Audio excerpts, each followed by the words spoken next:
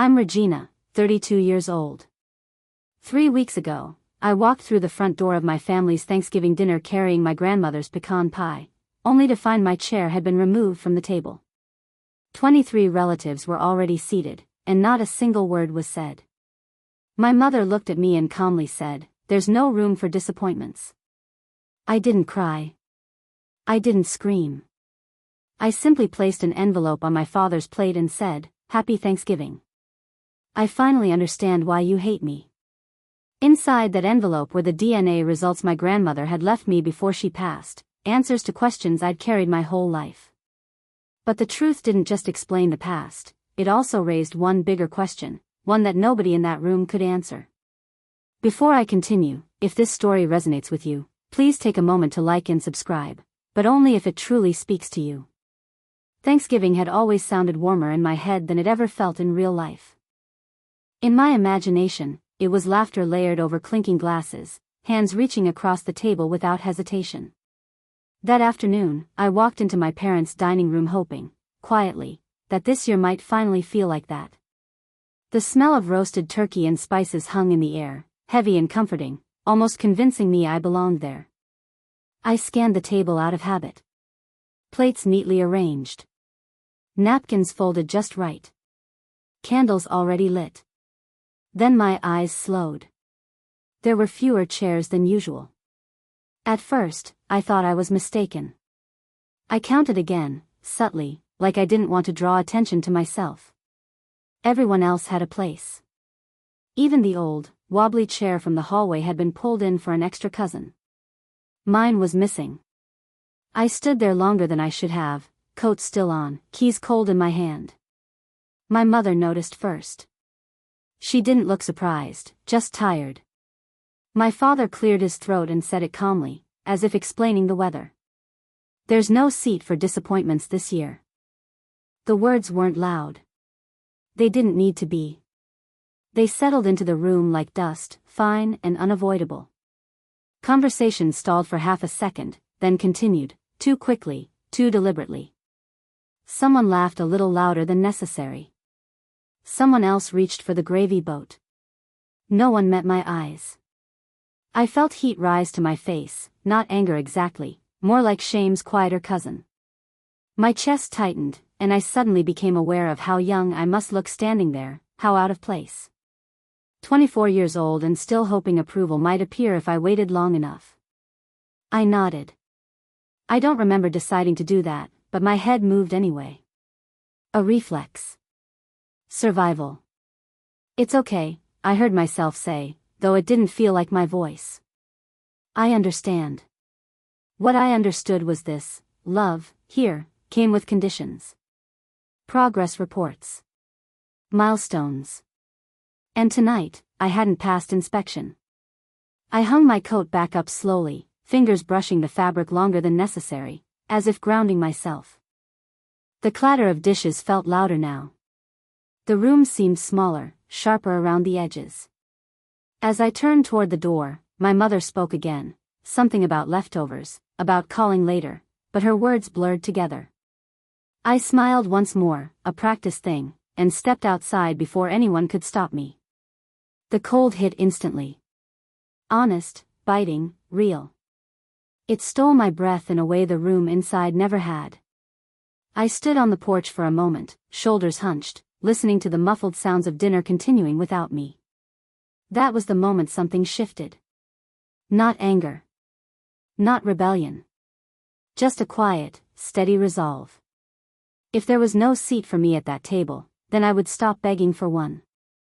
I walked down the steps, into the evening, unaware that this absence, this empty chair, was about to lead me somewhere I had never expected. Somewhere warmer. The door closed behind me with a sound softer than it should have been. No slam. No drama. Just a muted click that somehow made everything final. I stood on the front steps for a moment, hands buried in my pockets, breathing in the sharp evening air like I needed proof I was still here. The cold didn't rush me.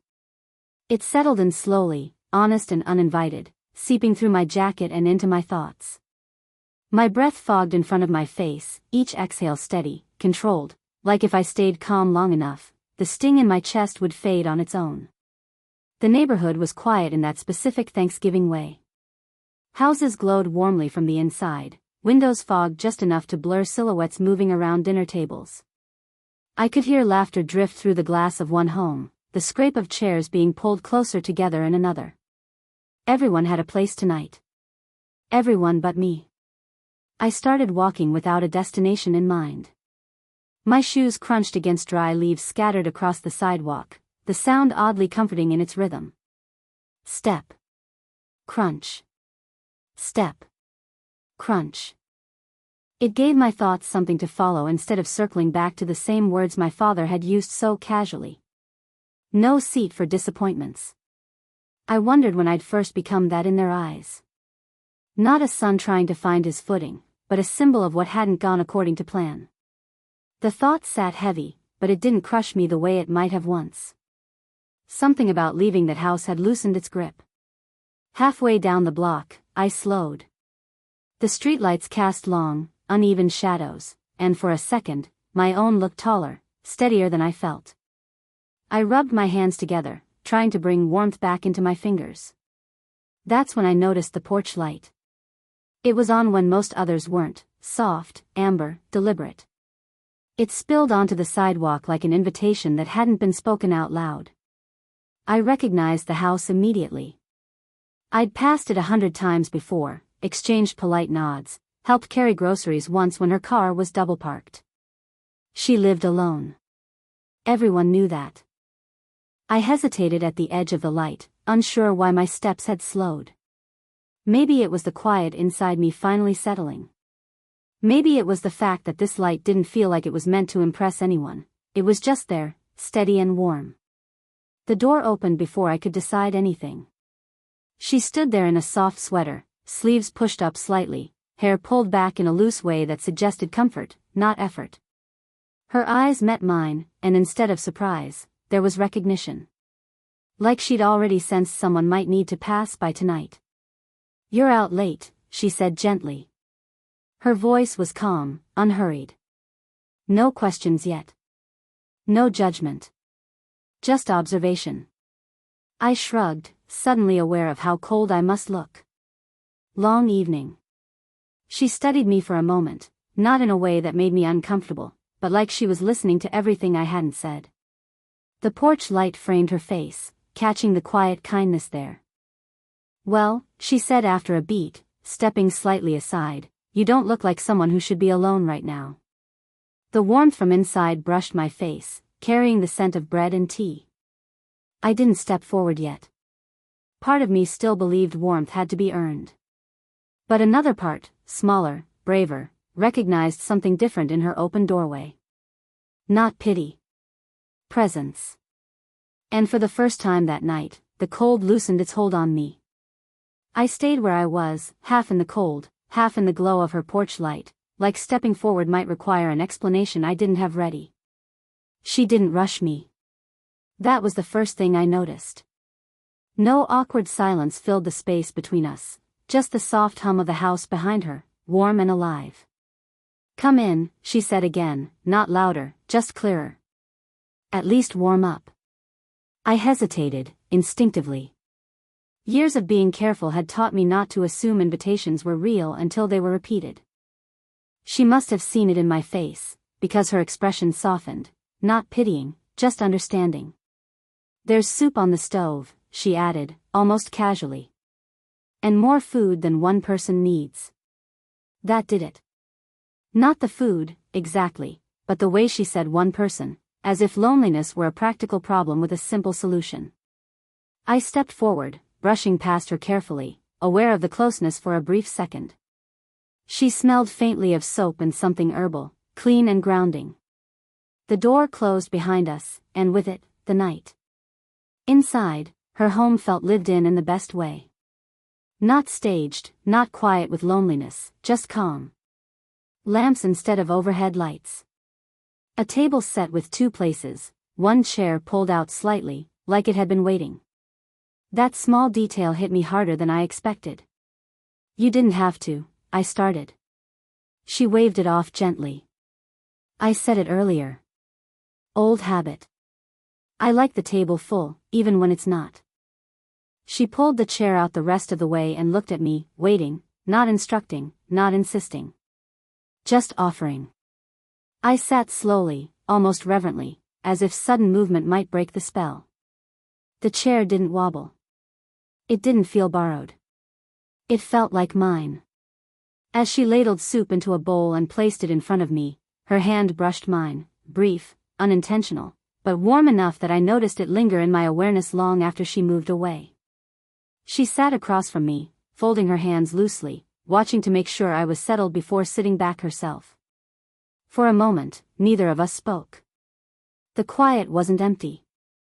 It was spacious. "You don't have to tell me anything," she said finally, her voice low and even. "But you're welcome to." I looked down at the steam rising from the bowl, at the simple kindness of being fed without explanation. My throat tightened unexpectedly. "They didn't want me there," I said, surprising myself with how easily it came out. Not dramatic. Just true. She didn't react the way people usually did, no sharp inhale, no rush to comfort. She nodded once, slowly, as if filing the information away with care. "I'm glad you came here instead," she replied. As we ate, the tension in my shoulders eased inch by inch.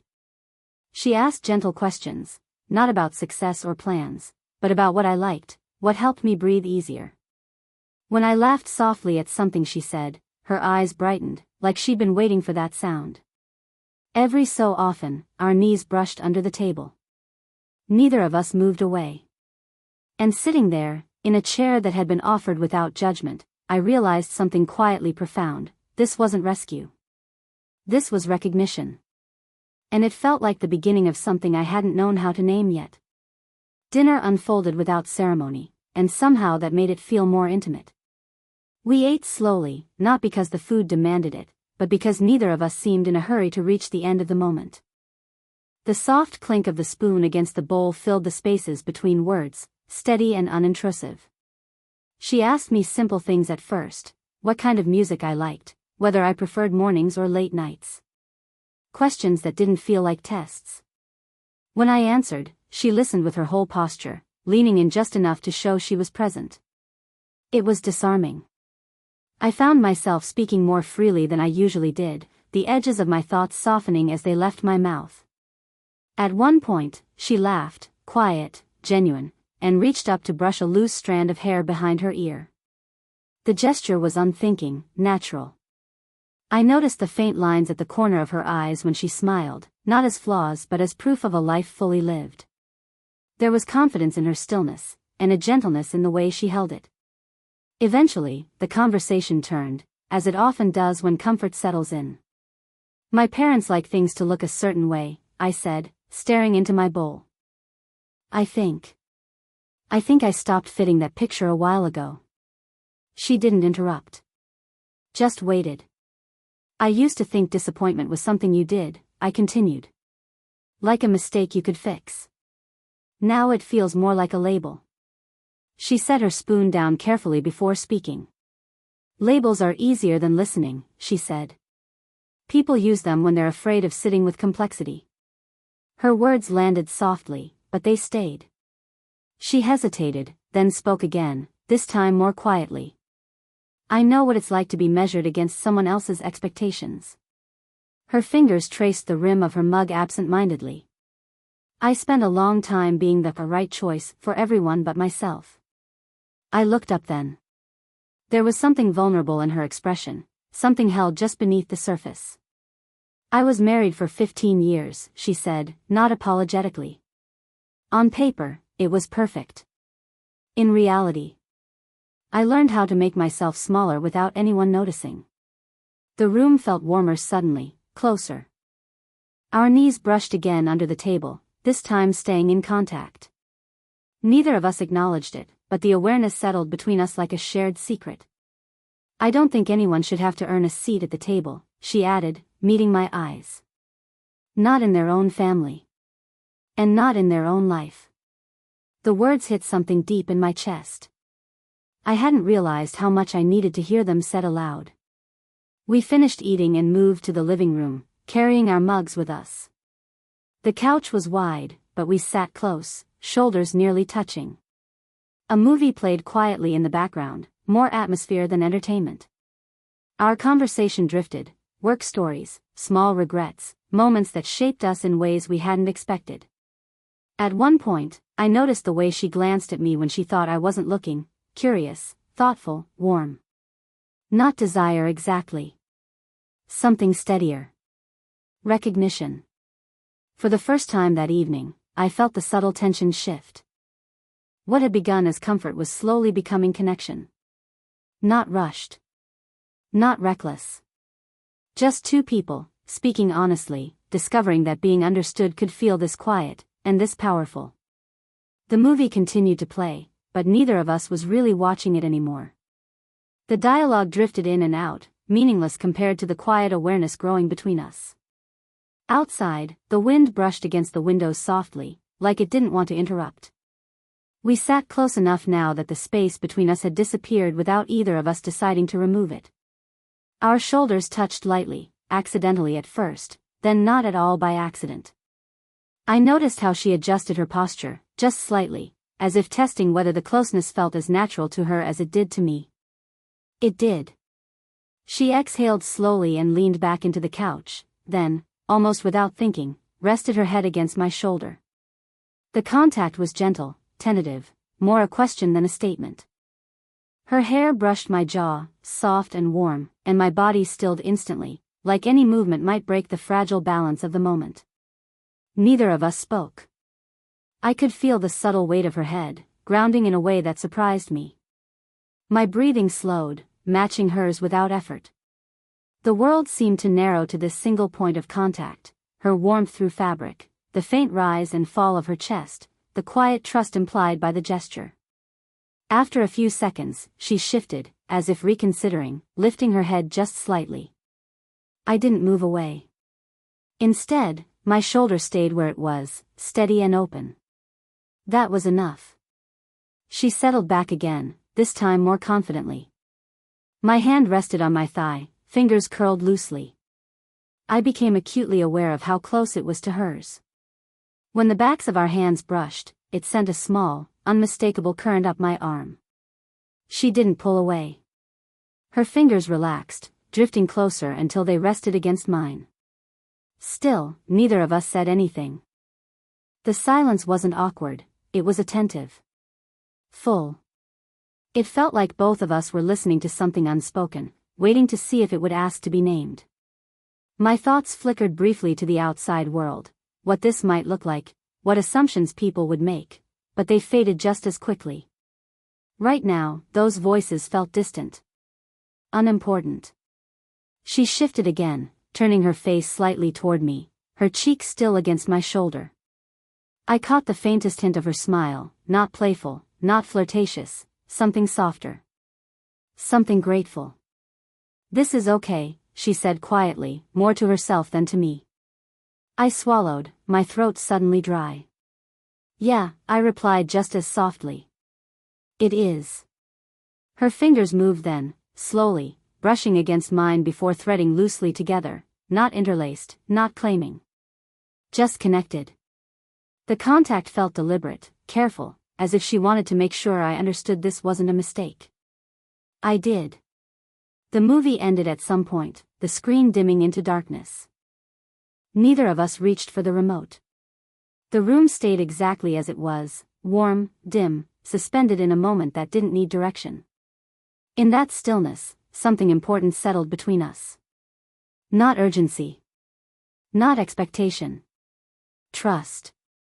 And as her head remained on my shoulder, her hands still warm in mine, I realized the tension I'd carried all evening had finally loosened its grip. I wasn't bracing myself anymore. I was present. And for the first time that night, I wasn't thinking about where I didn't belong. I was fully aware of where I was, and how right it felt to be there. She was the first to move. Not away, just enough to face me. Her head lifted from my shoulder, and the warmth lingered for a second longer than necessary, like neither of us wanted to be the one to break the connection. She turned slightly on the couch, drawing one knee up beneath her, still close enough that our hands remained touching. Her expression had changed. Not distant, thoughtful. Careful. "I need to say something," she murmured, eyes dropping briefly to our joined hands before returning to mine. "And I don't want it to sound heavier than it is." I nodded, my chest tightening in that familiar way that comes before honesty. I didn't pull my hand back. She took a breath. "I don't usually let people see me like this." A small, self-aware smile crossed her lips. "Comforted. Needing comfort." The word needing hung in the air. "I've spent a long time being the steady one," she continued. "The one who listens. The one who has it together."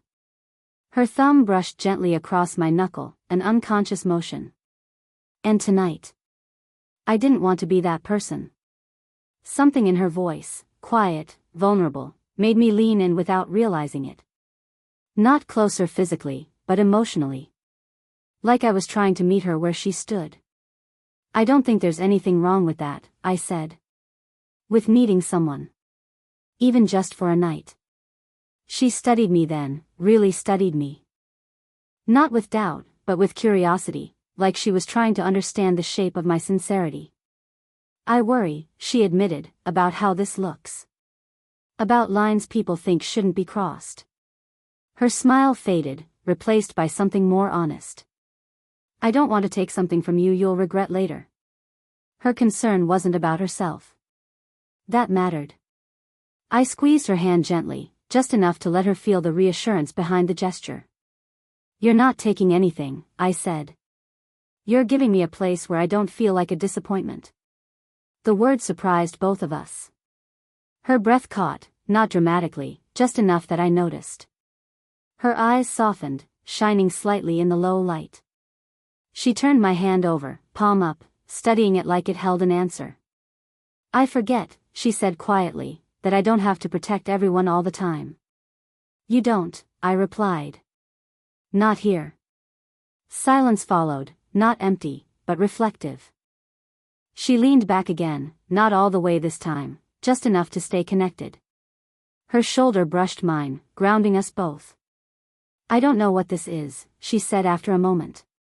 "And I'm not asking it to be anything more than what it is right now." I met her gaze, steady. "Me neither." That was the truth. And it felt enough. She smiled then, small, relieved, and rested her forehead briefly against my shoulder, a quiet gesture of trust. I didn't move. I let the moment be what it was, fragile, sincere, real. In that softness, something shifted again, not toward urgency, but toward clarity. Whatever the world might say, whatever complications waited beyond this room, this moment was chosen. By both of us. And that made it honest. As the clock ticked softly in the background, I realized this wasn't about crossing a line. It was about standing still long enough to see each other clearly, and deciding, gently, not to turn away. The evening didn't end all at once. It softened, the way meaningful moments often do, stretching quietly, resisting any rush toward a conclusion. Eventually, I glanced at the clock and realized how late it had become. The realization came with a small ache, the kind that follows something unexpectedly good. "I should probably head back," I said, though my voice lacked conviction. She nodded, understanding without disappointment. "Of course." Still, she didn't stand right away. Neither did I. We sat there a moment longer, shoulders touching, letting the truth of parting settle gently instead of tearing at us. When we finally rose, the space between us felt louder than before. She moved to the kitchen and returned with a container wrapped carefully in foil. "You'll forget to eat tomorrow," she said with a soft smile. "Trust me." I laughed quietly, the sound easier now than it had been all evening. "You don't know that." "I know enough," she replied, handing it to me. Our fingers brushed, lingering just a fraction longer than necessary. At the door, she paused. The porch light outside cast a warm outline around her, the same way it had when I first arrived. I realized then how different I felt from that version of myself, cold, unsteady, unsure of where I belonged. She reached up and adjusted my collar, a small, intimate gesture that felt both tender and respectful. "I'm glad you came by tonight," she said. "I'm glad you didn't stay where you weren't wanted." Her words wrapped around something fragile inside me, steadying it. "So am I replied. For a moment, it felt like there were 100 things we could say, questions about tomorrow, about meaning, about what this connection might become. Instead, she leaned in and pressed a gentle kiss to my cheek. It was brief, soft, and unmistakably intentional. Her hand rested on my arm afterward, grounding me there for just a second longer. "Take care of yourself," she said quietly. "I will," I answered. And for the first time, I believed it. I stepped out into the night, the cold air brushing my face again, but this time, it didn't bite. The porch light stayed on as I walked away, its glow following me down the path like a promise that didn't demand anything in return. As I moved farther down the street, I thought about the empty chair at my parents' table.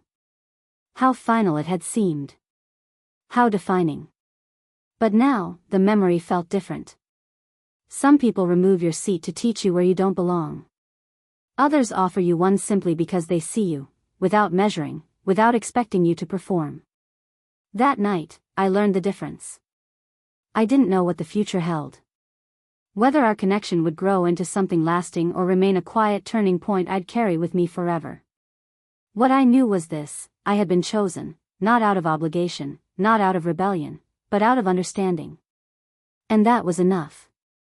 As I reached my own door, I glanced back once more at the warm light in the distance. I smiled, feeling something settle into place inside me. For the first time in a long while, I knew exactly where I stood. And more importantly, I knew I had a seat, one I didn't have to earn.